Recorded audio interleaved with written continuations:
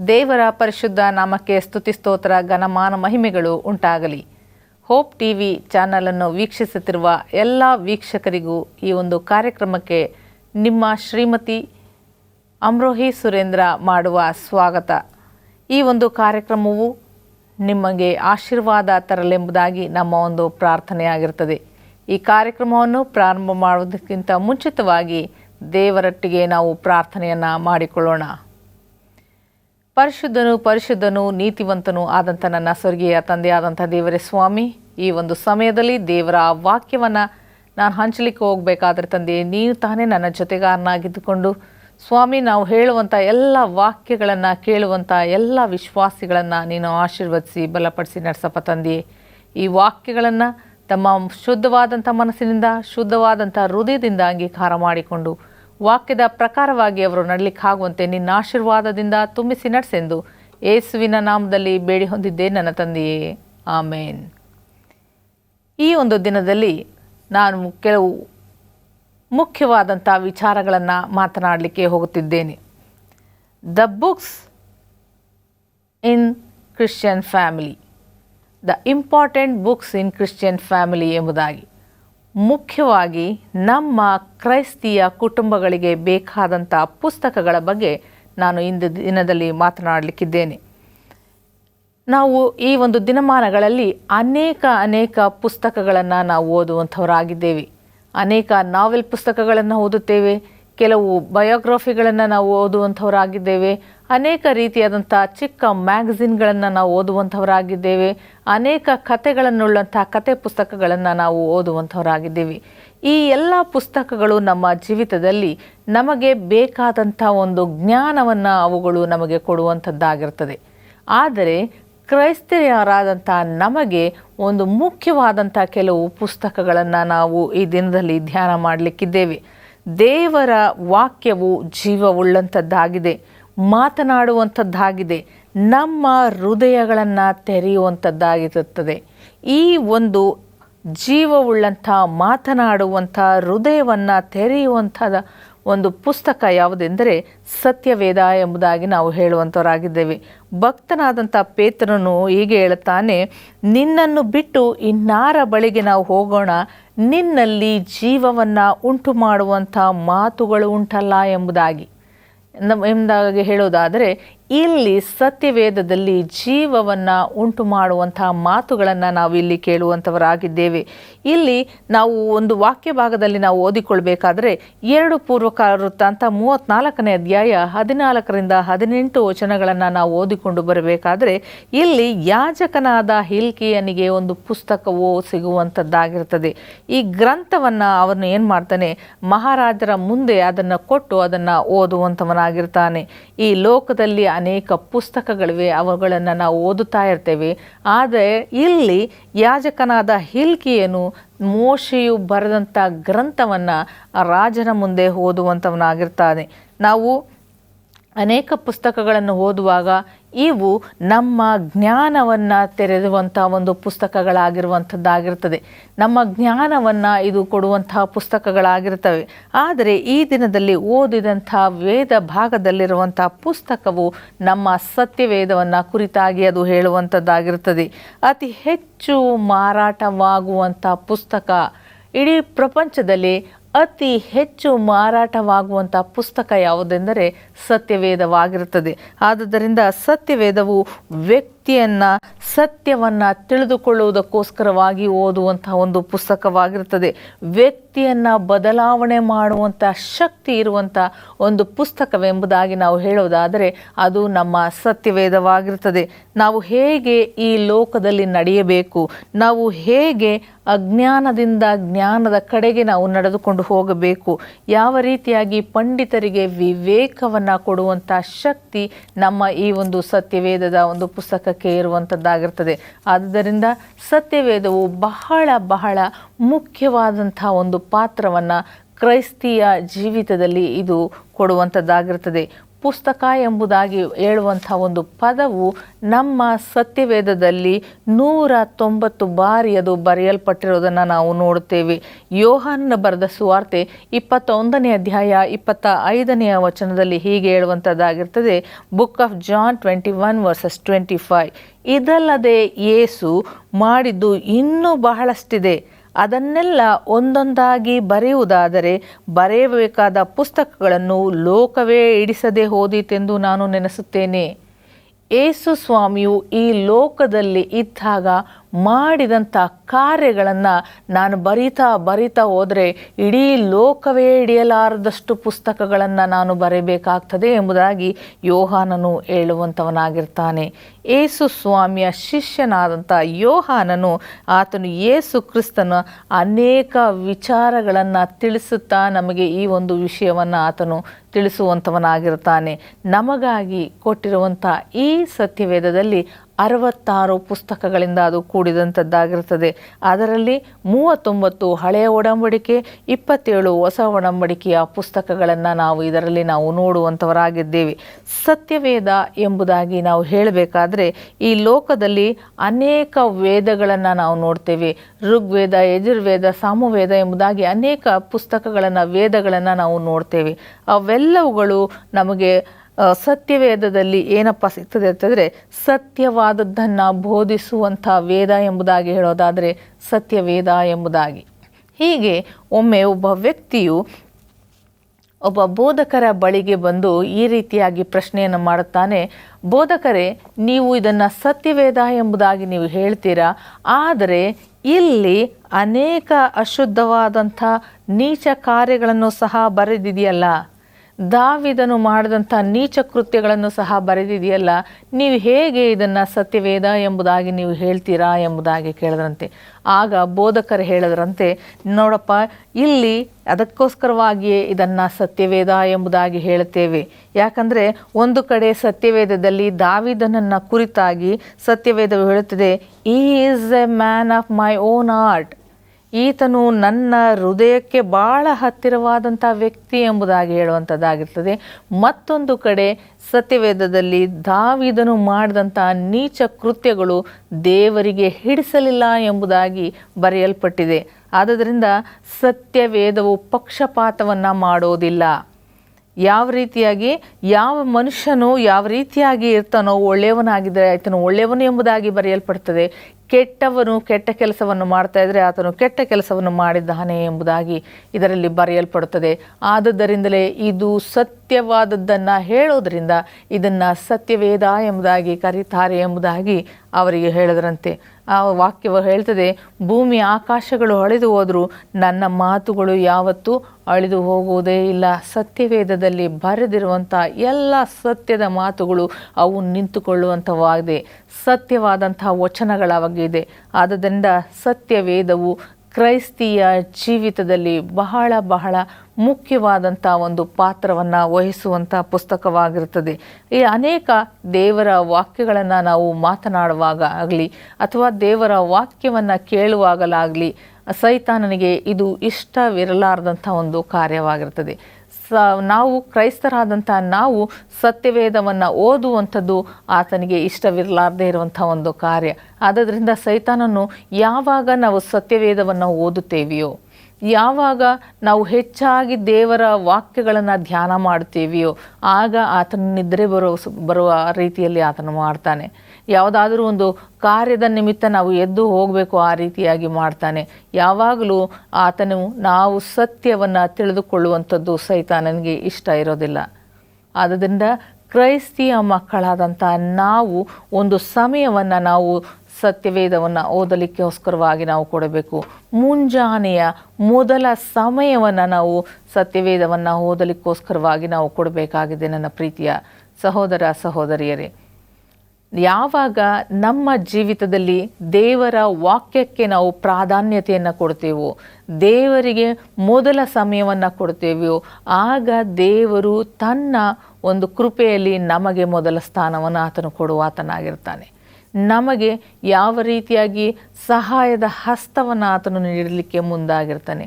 ಆದ್ದರಿಂದ ನನ್ನ ಪ್ರೀತಿಯ ಸಹೋದರ ಸಹೋದರಿಯರೇ, ಈ ದಿನದಲ್ಲಿ ನಾನು ದೇವರ ಸೇವಕಳಾದಂಥ ನಾನು ನಿಮ್ಮೆಲ್ಲರಿಗೆ ಒಂದು ವಿಷಯವನ್ನು ನಾನು ತಿಳಿಸ್ತೇನೆ. ದೇವರ ವಾಕ್ಯಕ್ಕೆ ನಮ್ಮ ಒಂದು ಸಮಯವನ್ನು ನಾವು ನೀಡಬೇಕಾಗಿದೆ. ಸೈತಾನನು ಯೋಬನನ್ನು ಕುರಿತಾಗಿ ಆತನು ಹೇಳ್ತಾರೆ, ದೇವರ ಮುಂದೆ ಹೇಳ್ಬೇಕಾದ್ರೆ, ಯೋಬನು ದೇವರಲ್ಲಿ ಭಯಭಕ್ತಿಯನ್ನು ಲಾಭವಿಲ್ಲದೆ ಇಟ್ಟಿದ್ದಾನೋ. ನಿನ್ನ ಮೇಲೆ ನಿನ್ನ ಹತ್ರ ಲಾಭ ಇರಲಾರ್ದಂತೆಯೇ ಯೋಬನು ನಿನ್ನ ಮೇಲೆ ನಿನ್ನ ಭರವಸೆ ಇಟ್ಟಿಲ್ಲ. ಆತನಿಗೆ ಏನೋ ನಿನ್ನಿಂದ ಲಾಭ ಇದೆ, ಅದಕ್ಕೋಸ್ಕರವಾಗಿ ಆತನು ನಿನ್ನಲ್ಲಿ ಭರವಸವಿಟ್ಟಿದ್ದಾನೆ ಎಂಬುದಾಗಿ ಸೈತಾನನು ಹೇಳೋದನ್ನು ನಾವು ಕೇಳ್ತೇವೆ. ಅಂತಂದರೆ ಸೈತಾನನಿಗೂ ಸಹ ಗೊತ್ತು, ನಾವು ದೇವರಲ್ಲಿ ಭರವಸೆ ಇಡೋದಾದರೆ ಅದರಲ್ಲಿ ಲಾಭ ಇದೆ ಎಂಬುದಾಗಿ ಸೈತಾನನಿಗೆ ಗೊತ್ತು.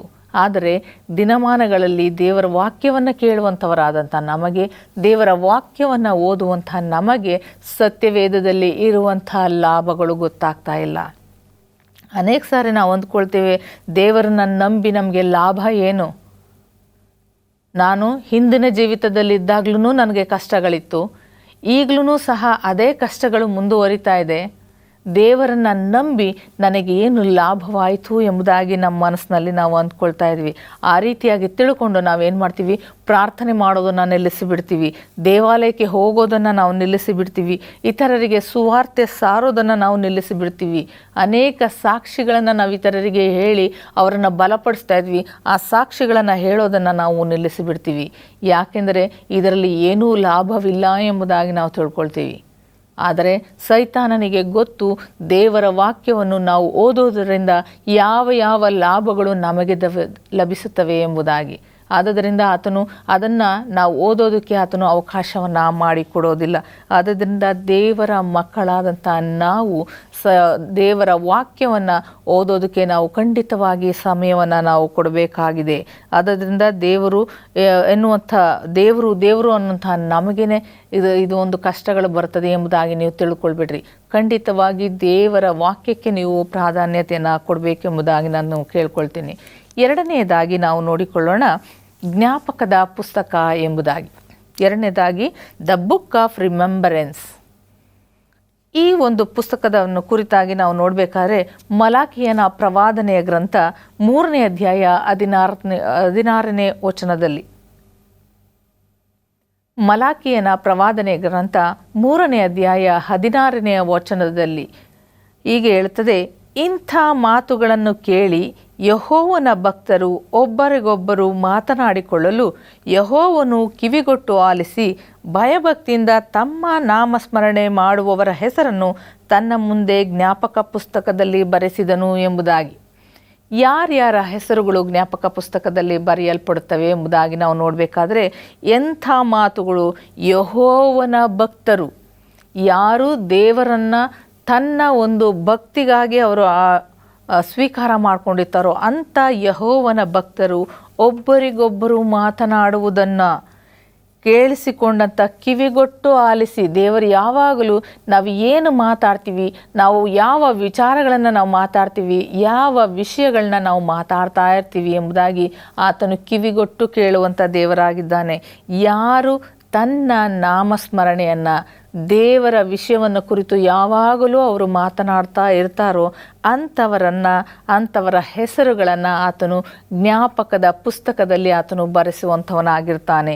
ಈ ಒಂದು ಜ್ಞಾಪಕದ ಪುಸ್ತಕ ಎಂಬುದಾಗಿ ನಾವು ಹೇಳಬೇಕಾದ್ರೆ, ಆಗಿನ ಕಾಲದಲ್ಲಿ, ಹಿಂದಿನ ಕಾಲದಲ್ಲಿ ರಾಜರುಗಳು ರಾಜಕಾಲ ವೃತ್ತಾಂತ ಅನ್ನುವಂಥ ಒಂದು ಪುಸ್ತಕಗಳನ್ನು ಅವರು ಬರೆಸ್ತಾ ಇದ್ರು. ಅವರು ಯಾರ್ಯಾರು ರಾಜರ ಮನೆತನಕ್ಕೆ ಒಳ್ಳೆಯ ಕೆಲಸಗಳನ್ನು ಮಾಡಿರ್ತಾರೋ ಅವರ ಎಲ್ಲರ ಹೆಸರುಗಳನ್ನು ಅದರಲ್ಲಿ ಬರೆಸ್ತಾ ಇದ್ರಂತೆ. ಉದಾಹರಣೆಗೆ ನಾವು ನೋಡಬೇಕಾದ್ರೆ ಮೊರ್ದೆಕೈಯನ್ನ ಒಂದು ಒಳ್ಳೆಯ ಕೆಲಸವನ್ನು ಅಲ್ಲಿ ರಾಜಕಾಲ ವೃತ್ತಾಂತ ಪುಸ್ತಕದಲ್ಲಿ ಬರೆಯಲ್ಪಟ್ಟಿತ್ತು. ಅದನ್ನು ಜ್ಞಾಪಕ ಮಾಡಿಕೊಂಡು ಮಹಾರಾಜನ ಏನು ಮಾಡ್ತಾನೆ, ಆ ಒಂದು ಮೊರ್ದೆಕೈಗೆ ಒಂದು ಒಳ್ಳೆಯ ಒಂದು ಕಾರ್ಯವನ್ನು ಮಾಡಬೇಕು ಎಂಬುದಾಗಿ ಆತನು ಅಂದುಕೊಳ್ಳೋದನ್ನು ನಾವು ನೋಡ್ತೀವಿ. ಆದರೆ ಹಾಮಾನನು ಮೊರ್ದೆಕೈಗೆ ವಿರುದ್ಧವಾಗಿ ಒಳಸಂಚು ಮಾಡಿ ಅದನ್ನು ಕೇಡಿಯನ್ನು ಉಂಟು ಮಾಡೋದಕ್ಕೆ ಅವನು ಪ್ರಾರಂಭ ಮಾಡ್ತಾನೆ. ಆದ್ದರಿಂದ ಇದೇ ರೀತಿಯಾಗಿ ದೇವರು ಏನು ಮಾಡ್ತಾನೆ, ನಮ್ಮ ಹೆಸರುಗಳನ್ನು ಜ್ಞಾಪಕ ಪುಸ್ತಕದಲ್ಲಿ ಬರೆಸುವಂಥವನಾಗಿರ್ತಾನೆ. ದೇವರ ರಾಜ್ಯಕ್ಕೆ, ಸಭೆಗೂ, ದೇವರ ಮಕ್ಕಳಿಗೂ ವಿರುದ್ಧವಾಗಿ ಮಾಡುವಂಥ ಕಾರ್ಯಗಳನ್ನ ನಾವು ಈ ದಿನದಲ್ಲಿ ನಾವು ನಿಲ್ಲಿಸಬೇಕಾಗಿದೆ. ಯಾಕಾಗಾದರೆ ನಿನ್ನ ಹೆಸರು ಯಾವುದರಲ್ಲಿ ಬರೆಯಲ್ಪಟ್ಟಿದೆ? ನಮ್ಮ ಹೆಸರು ಈ ರೀತಿಯಾದಂಥ ಜ್ಞಾಪಕ ಪುಸ್ತಕದಲ್ಲಿ ಬರೆಯಲ್ಪಟ್ಟಿದೆಯಾ? ನಮ್ಮ ಹೆಸರನ್ನು ನಾವು ಈ ರೀತಿಯಾದಂಥ ಜ್ಞಾಪಕ ಪುಸ್ತಕದಲ್ಲಿ ಬರೆದಿರುವುದನ್ನು ನಾವು ನೋಡಿದ್ದೀವ?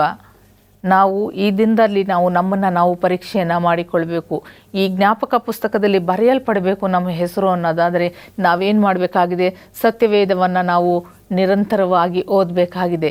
ಸತ್ಯವೇದವನ್ನು ನಾವೇನು ಮಾಡಬೇಕಾಗಿದೆ? ಅದಕ್ಕೋಸ್ಕರವಾಗಿ ಒಂದು ಮುಖ್ಯವಾದಂಥ ಸಮಯವನ್ನು ನಮ್ಮ ಜೀವಿತದಲ್ಲಿ ನಾವು ಕೊಡಬೇಕಾಗಿದೆ. ಮೊದಲನೇ ಒಂದು ಪುಸ್ತಕ ಸತ್ಯವೇದದ ಬಗ್ಗೆ ನಾವು ತಿಳಿದುಕೊಂಡಿದ್ದೇವೆ. ಎರಡನೆಯ ಪುಸ್ತಕ ಜ್ಞಾಪಕದ ಪುಸ್ತಕದ ಬಗ್ಗೆ ನಾವು ತಿಳಿದುಕೊಂಡಿದ್ದೇವೆ. ಮೂರನೇದಾಗಿ ಸುಡಲ್ಪಟ್ಟ ಪುಸ್ತಕ ಎಂಬುದಾಗಿ, ದ ಬರ್ನ್ಡ್ ಬುಕ್. ಅಪೊಸ್ತಲರ ಕೃತ್ಯ 19ನೇ ಅಧ್ಯಾಯ 19ನೇ ವಚನ, the book of act chapter 19 versus 19. ಇದಲ್ಲದೆ ಮಾಟ ಮಂತ್ರಗಳನ್ನು ನಡೆಸಿದವರಲ್ಲಿ ಅನೇಕರು ತಮ್ಮ ಪುಸ್ತಕಗಳನ್ನು ತಂದು ಕೂಡಿಸಿ ಎಲ್ಲರ ಮುಂದೆ ಸುಟ್ಟು ಬಿಟ್ಟರು. ಅವುಗಳ ಕ್ರಯ 50,000 ಬೆಳ್ಳಿ ನಾಣ್ಯ. ಈ ರೀತಿ ಕರ್ತನ ವಾಕ್ಯವು ಬಹಳವಾಗಿ ಪ್ರಬಲವಾಯಿತು ಎಂಬುದಾಗಿ. ಇಲ್ಲಿ ಸುಡಲ್ಪಟ್ಟಂಥ ಪುಸ್ತಕಗಳನ್ನು ಕುರಿತು ಬರೆಯಲ್ಪಟ್ಟಿರುವುದನ್ನು ನಾವು ನೋಡ್ತೇವೆ. ಇಲ್ಲಿ ಯಾವಾಗ ಪೌಲನು ತನ್ನ ಸೇವೆಯನ್ನು ಮಾಡುತ್ತಾ ಹೋದನೋ, ಇಲ್ಲಿ ಆ ಮಾಟ ಮಂತ್ರ ನಡೆಸಿದವರೆಲ್ಲರೂ ಏನು ಮಾಡ್ತಾರೆ? ಅನೇಕರು ತಮ್ಮ ಪುಸ್ತಕಗಳನ್ನು ಸುಟ್ಟು ಹಾಕೋದನ್ನು ನಾವು ನೋಡ್ತೇವೆ. ಇಲ್ಲಿ ಪೌಲನು ತನ್ನ ಉಡಿ ವಸ್ತ್ರಗಳನ್ನು ಜನರ ಮೇಲೆ ಹಾಕುವಾಗ ಅವರು ಸ್ವಸ್ಥತೆಯನ್ನು ಹೊಂದುತ್ತಾ ಇದ್ರು. ದೆವ್ವಗಳಿಂದ ಬಿಡುಗಡೆಯನ್ನು ಹೊಂದೋದನ್ನು ನೋಡಿದ್ರು ಜನಗಳು. ರೋಗಿಗಳಿಂದ ಸ್ವಸ್ಥತೆ ಹೊಂದೋದನ್ನು ನೋಡಿದ್ರು. ಇದಲ್ಲದೆ ಮಂತ್ರವಾದಿಗಳು ಆಲೋಚನೆ ಮಾಡಿರ್ಬೋದು, ಇವರ ದೇವರುಗಳಿಂದ ಮಹತ್ ಕಾರ್ಯಗಳು ನಡೀತಾ ಇದೆ. ಇವರ ದೇವರು ಏನು ಮಾಡ್ತಿದ್ದಾನೆ? ನಮ್ಮ ಮಾಟ ಮಂತ್ರಗಳನ್ನೆಲ್ಲ ತೆಗೆದು ಹಾಕಿದ್ದಾನೆ. ಆದರೆ ಇವರ ದೇವರುಗಳು ಮಹತ್ ಕಾರ್ಯಗಳನ್ನು ಮಾಡ್ತಾ ಇದ್ದಾನೆ ಎಂಬುದಾಗಿ ಇವರು ತಿಳಿದುಕೊಂಡಿರಬಹುದು. ಆದ್ದರಿಂದ ತಮ್ಮ ಬಳಿ ಇದ್ದಂಥ ಈ ಪುಸ್ತಕಗಳನ್ನು ಇವರು ಏನು ಮಾಡ್ತಾ ಇದ್ದಾರೆ? ಸುಟ್ಟು ಹಾಕೋದನ್ನು ನಾವು ನೋಡ್ತಾ ಇದ್ದೇವೆ. ಯಾರು ಅದನ್ನು ಉಪಯೋಗಿಸ್ತಾ ಇದ್ರೋ, ಮಾಟ ಮಂತ್ರ ಮಾಡುವವರು ತಮ್ಮಲ್ಲಿರುವಂಥ ಪುಸ್ತಕಗಳನ್ನು ತಂದು ಇವುಗಳಿಂದ ಏನೂ ಪ್ರಯೋಜನವಿಲ್ಲ ಎಂಬುದಾಗಿ ಸುಟ್ಟು ಹಾಕೋದನ್ನು ನಾವು ನೋಡ್ತಾ ಇದ್ದೀವಿ. ಆದ್ದರಿಂದ ಸತ್ಯವೇದವು ಜೀವವುಳ್ಳ ವಾಕ್ಯವಾಗಿದೆ. ಅದನ್ನು ನಾವು ಏನು ಮಾಡಬೇಕು? ಅನೇಕ ಜನರು ಅದನ್ನು ಸುಟ್ಟು ಹಾಕೋದಕ್ಕೆ ಪ್ರಯತ್ನವನ್ನು ಪಟ್ಟರು. ಎಷ್ಟು ಸುಟ್ಟು ಹಾಕೋದಕ್ಕೆ ಸತ್ಯವೇದವನ್ನು ಪ್ರಯತ್ನ ಪಟ್ಟರು, ಅಷ್ಟು ಅದು ಪ್ರಿಂಟಾಗಿ ಅನೇಕ ಕಡೆಗಳಲ್ಲಿ ಅದು ಸೇಲ್ ಆಗೋದನ್ನು ನಾವು ನೋಡ್ತೀವಿ. ಪ್ರಪಂಚದಾದ್ಯಂತ ಹೆಚ್ಚಾಗಿ ಅದನ್ನು ಸೇಲ್ ಆಗೋದನ್ನು ನಾವು ನೋಡ್ತಾ ಇದ್ದೀವಿ. ಆದ್ದರಿಂದ ಯಾವ ಪುಸ್ತಕವು ನಮ್ಮನ್ನು ಪಾಪದ ಜೀವಿತಕ್ಕೆ ನಡೆಸುತ್ತಾ ಇದೆಯೋ ಅವೆಲ್ಲವುಗಳನ್ನ ನಮ್ಮ ಜೀವಿತದಲ್ಲಿ ನಾವು ಸುಟ್ಟು ಹಾಕಬೇಕು. ಉದಾಹರಣೆಗೆ ಮೊಬೈಲ್ ಅನ್ನೋಂಥ ಪುಸ್ತಕ ನಮ್ಮ ಜೀವಿತವನ್ನು ಹಾಳು ಮಾಡ್ತಾ ಇದೆಯೋ ಅದನ್ನು ಸುಟ್ಟು ಹಾಕಿರಿ. ಕೆಟ್ಟ ಪುಸ್ತಕಗಳು ನಮ್ಮ ಜೀವಿತದಲ್ಲಿ, ಅಶ್ಲೀಲವಾದಂಥ ಪುಸ್ತಕಗಳು ನಿಮ್ಮನ್ನು ನರಕಕ್ಕೆ ನಡೆಸುತ್ತಾ ಇದೆಯೋ ಅವುಗಳನ್ನು ನೀವು ಸುಟ್ಟು ಹಾಕಿರಿ ಎಂಬುದಾಗಿ ಇಲ್ಲಿ ಹೇಳುವಂಥದ್ದಾಗಿರ್ತದೆ. ಯಾವುದು ನಮ್ಮ ಜೀವಿತದಲ್ಲಿ ಅಶ್ಲೀಲಕರವಾಗಿದೆಯೋ ಅವುಗಳನ್ನು ಸುಟ್ಟು ಹಾಕೋದಕ್ಕೆ ಇಲ್ಲಿ ಕೇಳುವಂಥದ್ದಾಗಿದೆ. ನಾಲ್ಕನೇದಾಗಿ ಕಳೆದು ಹೋದಂಥ ಒಂದು ಪುಸ್ತಕ ಎಂಬುದಾಗಿ, the book that was last. 2 ಪೂರ್ವಕಾಲ ವೃತ್ತಾಂತ 34ನೇ ಅಧ್ಯಾಯ 14ನೇ ವಚನದಲ್ಲಿ ಈಗಾಗಲೇ ನಾನು ಅದನ್ನು ಹೇಳಿದ್ದೇನೆ. ಯೆಹೋವನ ಆಲಯದಲ್ಲಿ ಸಂಗ್ರಹವಾಗಿದ್ದ ಹಣವನ್ನು ಹೊರತೆಗೆಯುವಾಗ ಮೋಶೆಯ ಮುಖಾಂತರವಾಗಿ ಕೊಡಲ್ಪಟ್ಟ ಯೆಹೋವನ ಧರ್ಮಶಾಸ್ತ್ರ ಗ್ರಂಥವು ಯಾಜಕನಾದ ಹಿಲ್ಕೀಯನಿಗೆ ಸಿಕ್ಕಿತು ಎಂಬುದಾಗಿ. ಯಾವಾಗ ಈ ಒಂದು ಪುಸ್ತಕವು ದೇವಾಲಯದಲ್ಲಿ ಅದು ಸಿಕ್ಕುವಂಥದ್ದಾಗಿದೆಯೋ ಅದನ್ನು ರಾಜನ ಮುಂದೆ ಅವರು ತಂದು ಓದುವಂಥವರಾಗಿರ್ತಾರೆ. ದೇವಾಲಯವಿದೆ, ದೇವಾಲಯದಲ್ಲಿ ಆರಾಧನೆಗಳು ನಡೀತಾ ಇದೆ, ಯಜ್ಞ ಯಾಗಾದಿಗಳು ನಡೀತಾ ಇತ್ತು, ಹಬ್ಬಗಳು ಜಾತ್ರೆಗಳು ನಡೀತಾ ಇತ್ತು, ಎಲ್ಲವೂ ಇದೆ. ಆದರೆ ದೇವರ ಬಾಯಿಂದ ಮಾತುಗಳನ್ನು ಹೇಳುವಂಥ ಪುಸ್ತಕವು ಅಲ್ಲಿ ಕಳೆದು ಹೋಗಿತ್ತು.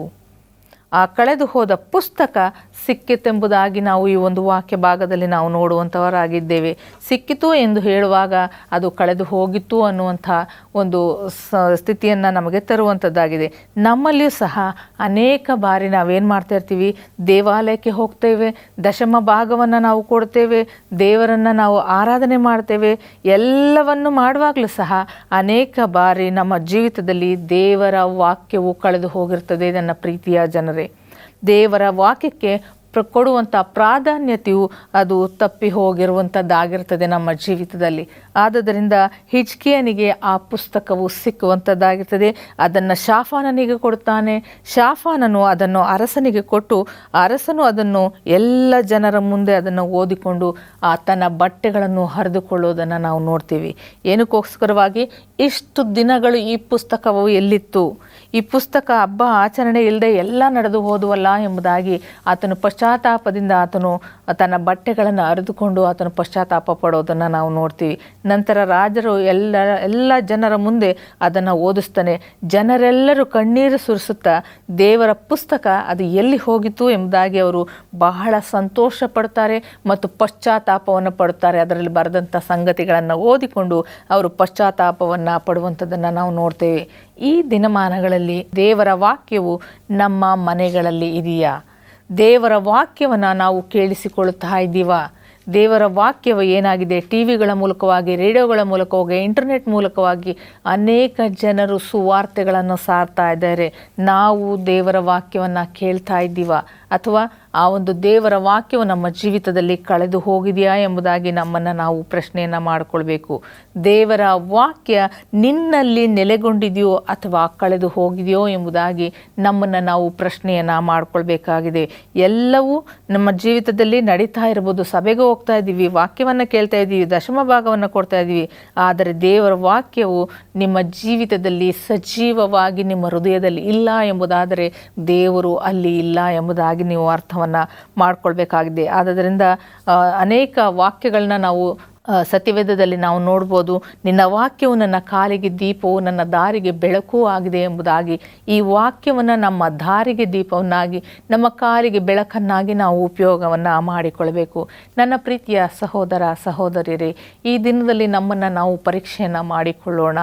ನಮ್ಮ ಜ್ಞಾಪಕದ ಪುಸ್ತಕದಲ್ಲಿ ನಮ್ಮ ಹೆಸರುಗಳು ಬರೆಯಲ್ಪಟ್ಟಿವೆಯಾ? ಸುಡಲ್ಪಟ್ಟಂಥ ಪುಸ್ತಕ ಎಂಬುದಾಗಿ ಹೇಳ್ಬೇಕಾದ್ರೆ ನನ್ನ ಜೀವಿತದಲ್ಲಿ ಬೇಡವಾದಂಥ ಪಾಪದಲ್ಲಿ ಬೀಳಿಸುವಂಥ ಪುಸ್ತಕಗಳನ್ನು ನನ್ನ ಜೀವಿತದಲ್ಲಿ ನಾನು ಸುಟ್ಟು ಹಾಕಿದ್ದೀನ?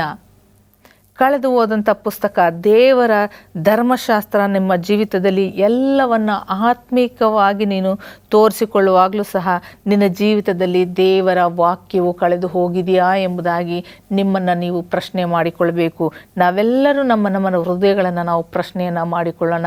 ದೇವರ ವಾಕ್ಯವು ನನ್ನ ಜೀವಿತದಲ್ಲಿ ಕಳೆದು ಹೋಗಿದೆಯಾ ಎಂಬುದಾಗಿ. ನಾವು ಅನೇಕ ಸಾರಿ ದೇವರ ವಾಕ್ಯವು ನಮ್ಮ ಜೀವಿತವನ್ನು ಬದಲಾಯಿಸುತ್ತದೆ ಎಂಬುದಾಗಿ ತಿಳಿದಿರ್ತೀವಿ. ದೇವರ ವಾಕ್ಯವು ಬಹಳ ಜೀವವುಳ್ಳದ್ದು ಎಂಬುದಾಗಿ ತಿಳಿದಿರ್ತೀವಿ. ಅದು ಪರಿಸ್ಥಿತಿಗಳನ್ನು ಬದಲಾಯಿಸಲು ಶಕ್ತಿ ಇದೆ ಎಂಬುದಾಗಿ ತಿಳಿದಿದ್ದರೂ ಸಹ ಅದಕ್ಕೆ ನಾವು ಹೆಚ್ಚಿನ ಪ್ರಾಧಾನ್ಯತೆಯನ್ನು ಕೊಡೋದಿಲ್ಲ. ನನ್ನ ಪ್ರೀತಿಯ ಸಹೋದರ ಸಹೋದರಿಯರೇ, ಈ ಒಂದು ದಿನಮಾನದಲ್ಲಿ ನಾನು ನಿಮ್ಮೆಲ್ಲರಿಗೂ ಹೇಳುವಂಥದ್ದು ಒಂದು ವಿಚಾರ ಏನಪ್ಪ ಅಂತಂದರೆ, ದೇವರ ವಾಕ್ಯಕ್ಕೆ ನಾವು ಪ್ರಾಧಾನ್ಯತೆಯನ್ನು ನಾವು ಕೊಡಬೇಕು. ದೇವರ ವಾಕ್ಯವು ಬಹಳ ಪ್ರಾಮುಖ್ಯವಾದದ್ದು ಕ್ರೈಸ್ತಿಯ ಜೀವಿತಕ್ಕೆ. ಈ ದಿನ ನಮ್ಮನ್ನು ನಾವು ಪರೀಕ್ಷೆಯನ್ನು ಮಾಡಿಕೊಳ್ಳೋಣ. ನಾವು ಈ ಎಲ್ಲ ಪುಸ್ತಕಗಳು ನಮ್ಮ ಜೀವಿತದಲ್ಲಿ ಎಷ್ಟು ಮುಖ್ಯವಾದಂಥ ಪಾತ್ರವನ್ನು ವಹಿಸುತ್ತದೆ ಎಂಬುದಾಗಿ. ಜ್ಞಾಪಕ ಪುಸ್ತಕದಲ್ಲಿ ನಮ್ಮ ಹೆಸರು ಬರೆದಿದೆಯಾ ಎಂಬುದಾಗಿ ನಾವು ತಿಳ್ಕೊಳ್ಳೋಣ. ನಮಗೆ ಬೇಡವಾದಂಥ ವಸ್ತುಗಳು, ಪಾಪದಲ್ಲಿ ಸಿಲುಕಿಸುವಂಥ ವಸ್ತುಗಳು, ಪುಸ್ತಕಗಳು ಸುಟ್ಟು ಹಾಕಿದ್ದೇವೆ ಎಂಬುದಾಗಿ ತಿಳಿದುಕೊಳ್ಳೋಣ. ಮತ್ತು ಕಳೆದು ಹೋದಂಥ ಒಂದು ಪುಸ್ತಕ ಅಂತಾರೆ ದೇವರ ವಾಕ್ಯವು ನನ್ನ ಜೀವಿತದಲ್ಲಿ ಕಳೆದು ಹೋಗಿದೆಯಾ ಎಂಬುದಾಗಿ ನಮ್ಮನ್ನು ನಾವು ಪರೀಕ್ಷೆಯನ್ನು ಮಾಡಿಕೊಳ್ಳೋಣ. ದೇವರು ಈ ವಾಕ್ಯಗಳನ್ನು ಆಶೀರ್ವದಿಸಲಿ. ಪ್ರಾರ್ಥನೆ ಮಾಡಿಕೊಳ್ಳೋಣ. ಪ್ರೀತಿ ಸ್ವರೂಪನಾದಂಥ ನನ್ನ ಸ್ವರ್ಗೀಯ ತಂದೆಯಾದಂಥ ದೇವರೇ ಸ್ವಾಮಿ, ಈ ಒಂದು ಸಮಯದಲ್ಲಿ ಅನೇಕ ಪುಸ್ತಕಗಳ ಬಗ್ಗೆ ನಾವು ತಿಳಿದುಕೊಂಡಿದ್ದೇವೆ ರಾಜ. ಸತ್ಯವೇದವು, ಜ್ಞಾಪಕ ಪುಸ್ತಕವು, ಸುಡಲ್ಪಟ್ಟ ಪುಸ್ತಕವು ಮತ್ತು ಕಳೆದು ಹೋದಂತಹ ಪುಸ್ತಕಗಳ ಬಗ್ಗೆ ನಾವು ತಿಳಿದುಕೊಂಡಿದ್ದೇವೆ ರಾಜ. ಇವೆಲ್ಲವೂ ಸ್ವಾಮಿ ನಾವು ಮನನ ಮಾಡಿಕೊಂಡು ನಿನ್ನ ವಾಕ್ಯದ ಪ್ರಕಾರವಾಗಿ ಜೀವಿಸಲಿಕ್ಕಾಗುವಂತೆ ನಿನ್ನ ಆಶೀರ್ವಾದದಿಂದ ನಮ್ಮನ್ನು ತುಂಬಿಸಿ ನಡೆಸಬೇಕೆಂದು ಯೇಸು ಸ್ವಾಮಿಯ ಹೆಸರಿನಲ್ಲಿ ನಾನು ಬೇಡಿಕೊಳ್ಳುತ್ತೇನೆ ನನ್ನ ತಂದೆಯೇ, ಆಮೇನ್.